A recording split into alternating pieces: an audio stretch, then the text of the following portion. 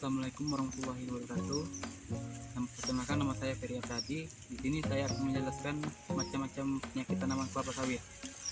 Di perkebunan kelapa sawit ada 6 macam penyakit tanaman yang dapat menyerang tanaman kelapa sawit. Yang pertama, penyakit akar atau yang biasa disebut juga blast disease, disebabkan oleh cendawan atau jamur Rhizoctonia, Lamellifera, dan TP-MST.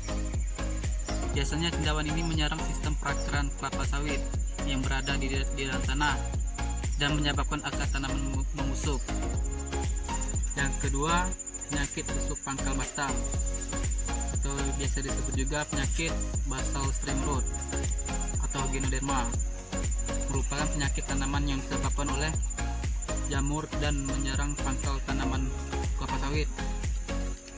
Yang ketiga, penyakit busuk kuncup atau yang biasa dikenal dengan spear rot adalah penyakit pada tanaman kelapa sawit yang menyerang bagian kuncup atau pucuk tanaman kelapa sawit.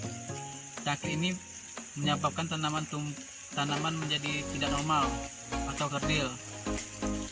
Yang keempat, penyakit garis kuning atau patch yellow, merupakan penyakit yang menyerang bagian daun tanaman yang mulai dari daun muda.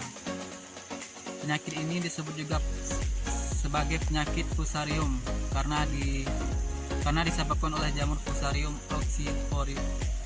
oxysporum.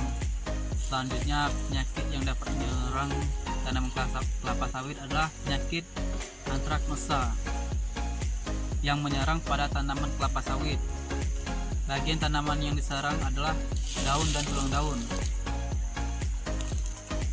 Tanaman kelapa sawit yang diserang penyakit ini disebabkan oleh beberapa jenis jamur, yaitu jamur Melaconium sp, Glomerilla cingulata, dan beberapa jamur lainnya.